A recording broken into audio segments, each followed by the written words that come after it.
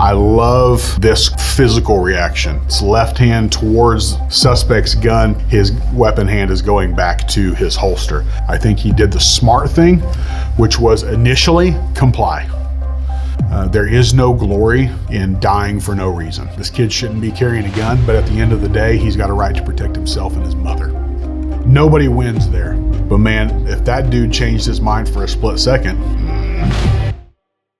Everybody, it's Ben with Black Lab Operations. We are at Tulster today. We're gonna be reviewing some self-defense videos because we're gonna teach a little bit on some of these concepts. We're all gonna get better together today. Here we go. So we're at looks like a gas station or maybe a liquor store. I can't really tell. Clerk's at the deal. Okay. Yeah. Ultimate stare down. Right off the bat, I don't see anything. I don't see a gun. I don't see whatever. But pretty quickly, this guy pulls a weapon. Completely transparent. I'm not saying I would have seen that quickly enough to be ahead of him. It all happens pretty quick. Now, so the first thing this clerk does is, I love this clerk's physical reaction, because almost simultaneously it's left hand towards suspect's gun to maybe I'll pin that gun down, I'll control that hand, I'll keep that gun away from me. At almost the exact same time, his weapon hand is going back to his holster. There's a chance our clerk here has had some kind of training. There seemed to be very, very, very little hesitation to go for his weapon. It seemed to be a very quick decision that not only am I going to defend what's in front of me, but at the same time, I'm going to make that move towards my tool. Doesn't ever actually make contact with the weapon or the hand. He doesn't ever pin it down. I think the guy kind of pulls the weapon back a little bit. He pulls his gun, and I pause it again. It looks like it's out of a movie. Like this should be in a movie, right? This is the ultimate showdown. He's still at this point, he's got that gun, looks like he's touching his chin with it. Looks like he's touching that suspect's chin with his weapon, but still doesn't have control of the suspect's gun. That gun is still kind of hanging back here, free floating. This whole thing, man, that gun's just nearly in his mouth. I don't have any, you should have done this, you should have done that. I don't have any of that here. The one thing I have is a word of caution, because this is a game of chance. In this situation, he gets that gun up in the suspect's face. Suspect kind of pauses for a second, kind of thinks, well, my gun's way back here by my hip. His gun's basically, I'm not winning this. And just slowly backs out, steps out of the store. Clerk just kind of follows him out, keeps that weapon trained where it's supposed to be as he backs out, and he leaves. Is that the best possible outcome? Yes. In this particular, my only hesitation is the other highly likely outcome is my shooter gets spooked and he brings that gun up and at least gets a shot off. Maybe he hits the clerk, maybe he doesn't hit the clerk. One thing that we teach law enforcement, that I teach my students, and it's a basic tenet of firearm safety, is you don't point your gun at anything you're not willing to destroy. And the other level of that, the other phase of that concept is, if you pull your weapon, you need to be ready to use it. It kind of looks to me like he was ready. And call it intuition, call it nerves of steel, call it ice water in his veins, call it God if you want, I don't know. Something told him, I'm gonna give this a second to see how this plays out. But knowing that this could have gone the other direction pretty quick. This is like the ultimate Wild West stand down video. And identified as Juarez. So we immediately see two people with guns, masks. We're in a convenience store of some kind. Looks like we got a clerk who's just kind of sitting down and got his hands down. As they start to walk away, because it looks like we got two different desks here. So it looks like we sell a bunch of cell phone items, and the other, I'm guessing, is probably cigarettes and nicotine pouches and stuff like that, looks like to me. The one clerk over by the cell phone items, which they're right to think that probably has the most cash, he's kind of hanging there, hands up, being very unassuming, acting as though he has no, like, I'm scared to death, please don't hurt me. Whether that's real, probably may have been real, or maybe that's an act, I don't really know, because what he does next leads me to believe he has some ability to defend himself, at least the mindset to. But once you see them turn, go over to the other counter, they pretty much leave it wide open. They're both facing the opposite direction. They have made the determination that this clerk here is not a threat to us. He's not going to defend himself. He's not going to stop us. And that is when he takes his opportunity, keeps his left hand up, reaches down with his right hand. I say right as they're leaving, right as one's going towards the door, the other one hasn't really started moving towards the exit yet. He draws his weapon and he starts firing. So far, I have no problem with anything that he's doing. I think his decision-making is on point. I think he did the smart thing, which was initially comply. That's the smart thing to do. There is no glory in dying for no reason. So the smart thing to do is to, hey, right now in this moment, I'm going to comply. This isn't my money. This is the business's money. They can take it. They can take all the cell phone crap they want to. This place is insured, whatever. If we're talking about your house, the same thing applies. Your home is insured, or you have the ability most likely to replace whatever's taken. There's some sort of recourse for that sort of thing. I think he does the right thing. Hey, I'm just a guy. When he gets the opportunity, he decides, I'm going to go for it. Here at this point, I'm with him 100% up to this point. We have some tactical considerations to think about here. Looks like we fire 1, 2, 3, 4, 5, 6, 7, 8, 9, 10, maybe 10 times. Looks like he also drops his magazine as he's running out, because it looks like he runs dry. Fires 10 times, and every single one of those shots are done from a one-handed draw. Some people are super accurate with one hand. Very, very, very, very few people are accurate, particularly at the speed he was firing. Pop, pop, pop, pop, pop, pop. Not a lot of time for rebound, none of that.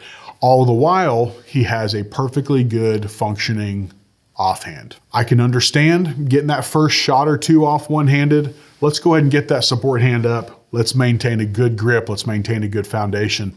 2 reasons accuracy is super important. Number 1, you want to stop the threat. You want to be accurate towards the threat. But what else did we hear in that video? We heard about the other clerk on the other side of the store at the other desk. Exactly the area where all those bullets are flying. I can't see the clerk in the video, so my guess at this point, they're on the ground, which is probably the best place for them. But we still have a little bit of a crossfire situation.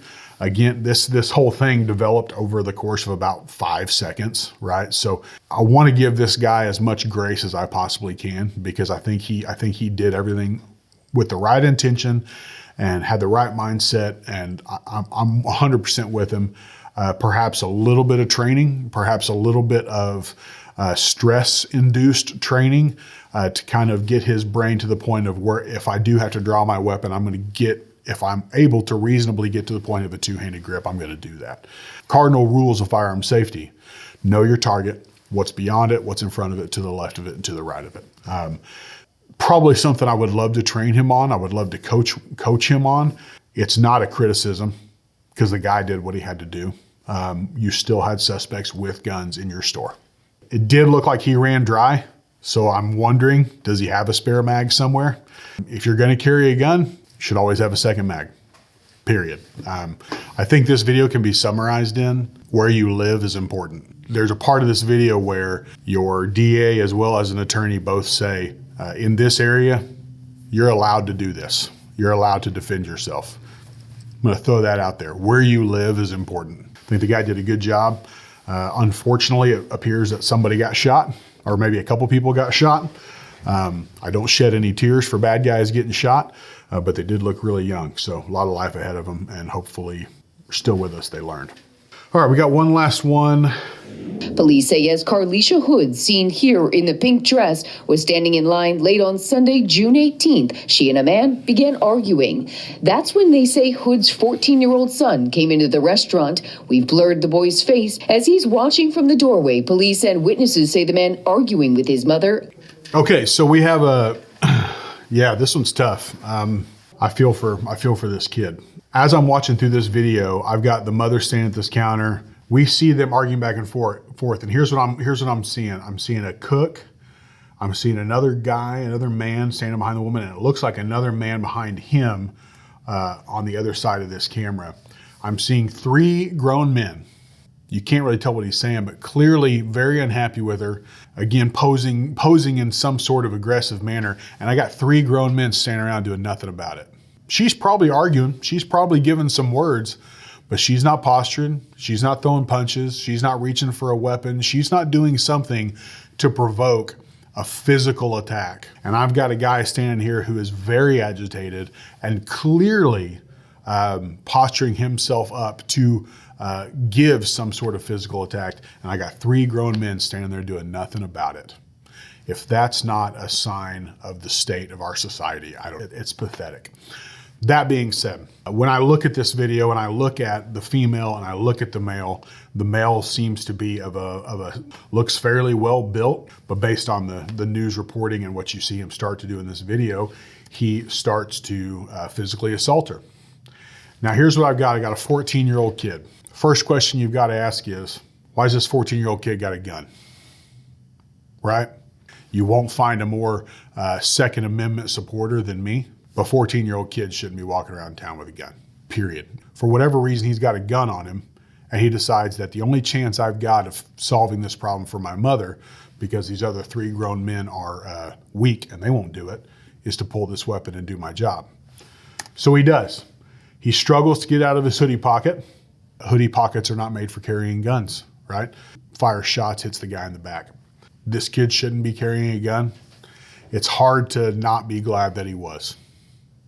It's hard to see something like this and say, although he shouldn't be in possession of a weapon at 14 years old, certainly not a loaded gun, it's hard not to be somewhat thankful that he was in possession of it and that he was willing to actually use it. I think it's a little conundrum we find ourselves in, right? People who value not only Second Amendment rights, but also people's ability to protect themselves and protect those they care about. It's a little bit of a yin and yang of this situation. So I think it is important that you can apply this situation to an adult. You can apply the situation to that 21, 22-year-old young person who just now started carrying a firearm, who might think, I'm just going to the grocery store, I'll just toss this thing in my hoodie pocket. Don't do that. I mean, if that's all you got, okay. But you need to be insanely careful. Get yourself a decent holster. Get yourself a concealed carry bag. Get yourself something to be able to actually secure that firearm and allow your draw and your presentation to be safe. It was just as easy for him to have had a accidental discharge on the draw and hurt himself and not the guy that was assaulting his mother. So the title of the video, Charges Dropped, says it all. We find ourselves in a situation that we really shouldn't be in. This kid shouldn't be carrying a gun, but at the end of the day, he's got a right to protect himself and his mother. Nobody wins there, because that 14-year-old kid who doesn't have a fully functioning brain now has to live with the fact that he's killed somebody. And that's something that even a lot of adults struggle with. So all in all, I don't have a lot of notes. I hate it for him. It's a terrible situation. He did what he had to do, and I can respect that. So it goes without saying that everything that I've talked to you about today is based on my experience and my education, and this is what I train people during our classes. I am in no way a lawyer. I am in no way a district attorney. I can't give you legal advice. What I'm teaching you is based on my expertise and, again, based on my training. You need to consult your local laws about everything. You need to make sure that you are in line with all legal authority over you wherever you are at all times. I had a great time doing this. These were informative for me. This gave me the opportunity to analyze some things and think about my responses to some things. Really appreciate Tulster having me for this. Black Lab Operations, I would love for you to come out. I'd love for you to get some training, get a class, and I would love for you, when you are shopping for your next firearm, you need to get a good quality holster. You need to get good quality gear. You need to check out our friends here at Tulster, at Tulster.com. Quality holsters, quality gear, and they've got some really, really cool offerings coming up here in 2026 you need to pay attention to. Really appreciate you guys watching these videos. Oh, and with Tulster, BLO15 at checkout. Get yourself 15% off discount. BLO15. But yeah, check out Tulster. Look us up, Black Lab Operations, on Facebook, on TikTok, and on YouTube. blacklaboperations.com. Reach out to us. Let's get on the range together, and let's work through some of these things and get better together. Have a great day. Be safe and be dangerous. See you later.